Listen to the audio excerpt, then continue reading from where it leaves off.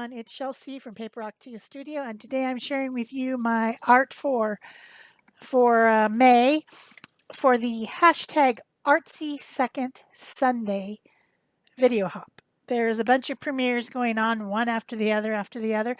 You can look in the links below the video, or if you are here live, you can hop through all the premieres with everyone else. It becomes kind of a little event. This month, we were focusing on a few different things. Basically, Martha from AL Art has it set up so that we will do events and holidays and themes for the next month. So this month was Frida Kahlo's birthday, which is actually next month. Her birthday is the 6th of July. She was born in 1907.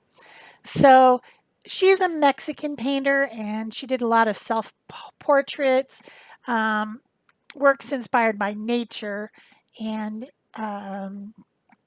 Mexican stuff, artifacts of Mexico, if you want to say that.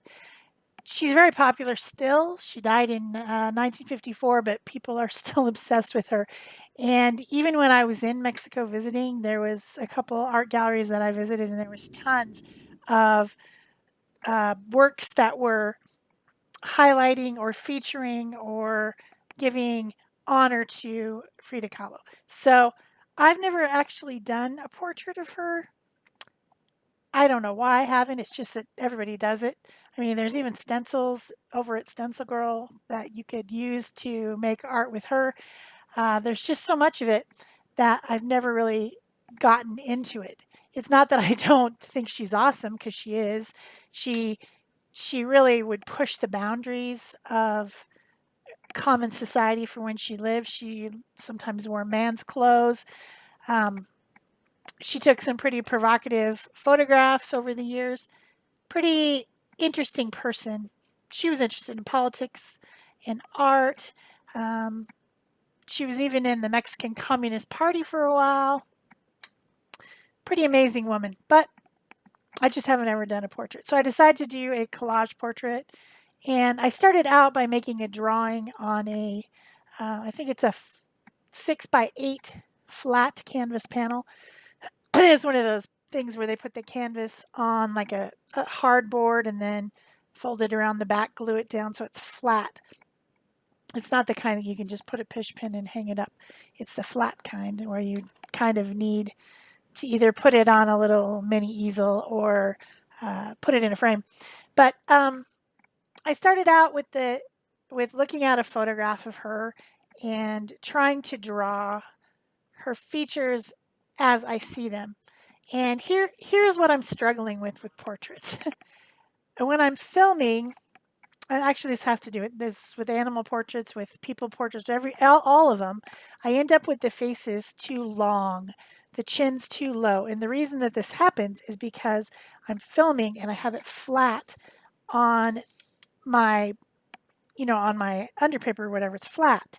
So the angle is off, and what I really need to do is to draw with it tipped up so that I get a better proportion. So by the end of this, it really doesn't look like her at all. The original drawing was okay. By the time I got to the end of it, it was completely off. So that's why I put in the description a Frida Kahlo-ish portrait. Basically, you see all kinds of stuff out there. People just make a cartoon, and then as long as it has the dark eyebrows that almost touch in the middle, it must be her, right? So that's how it all worked. But my method was to use some deli paper and trace the drawing that I'd made on the canvas. The reason I made it on the canvas is because I wanted it to be proportionate with the canvas, and sometimes if I draw it on a different set of paper, it's too small, it's too big, it doesn't work. So I went ahead and drew it right on the canvas, and then with a charcoal, and then made the face and neck part on a different piece so that I could still retain where the eyes and the mouth and the nose are, because if you move that stuff, you totally you totally start to mess everything up. So then I cut out that piece, which was all collaged with neutral color papers, and glued it on to my canvas. And then I'm filling in the rest of it with little pieces of paper. So I tore up little pieces of paper and did the hairline and the eyebrows. I wanted to have kind of a yellow orange background, but I wanted it to be darker at the bottom and lighten it up by the time I got to the top. So I'm trying to do that with my papers, and all I do is just find little papers. I have scraps of all kinds of papers that I've collected. I have boxes full of little scraps sorted by color, and I just pull out something that I think is interesting and I start to tear it. Sometimes the paper has a white edge. If it's a thicker paper, it will tear with a white edge, or depending on which direction you tear it. Also, sometimes it doesn't. So I end up with a really interesting, almost kind of like a mosaic look. Some people call this paper painting because you're using the paper in place of brush strokes, which is kind of what it is. I also make sure to glue around the edges of the canvas just because I think it looks more finished if it wraps all the way around. Whether it's a deeper canvas or this kind, I don't care. I fold it to the back and glue it down. The type of glue that I use is Liquitex Matte Gel Medium. It's a thicker medium that has tack quicker. A fluid medium is great for really thin papers like napkin and tissue, but if you're trying to go quickly and you want to glue stuff quickly, I really prefer to have a gel medium.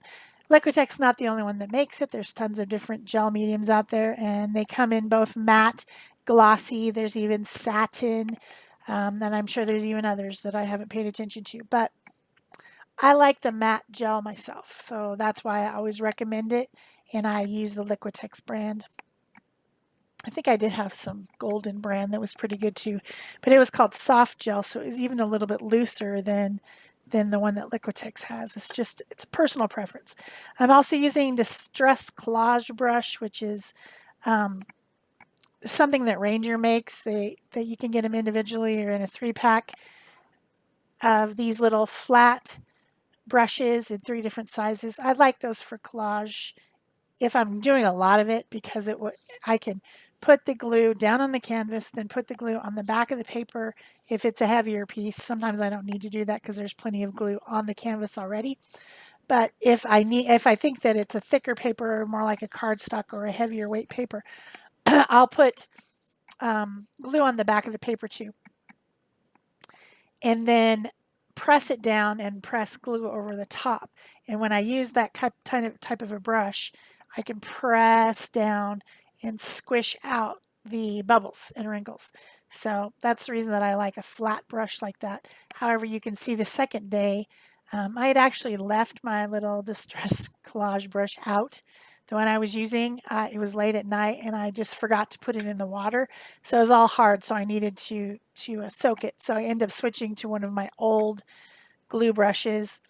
The thing with glue brushes is I get a bunch of glue in them, and then they start the bristles start to fan out, and it becomes a little bit annoying. So I tend to sometimes I throw them away instead of soaking them. You can soak them in Murphy's oil soap, and it will break down some of that stuff. And I actually have my collage brush soaking right now. Hopefully, I can grab it out of there and it'll be all cleaned out of the dried glue that I got in it, which is not cool. So then the next thing that I did was to collage. She often her portraits or pictures have flowers in her hair. That's kind of a Mexican thing.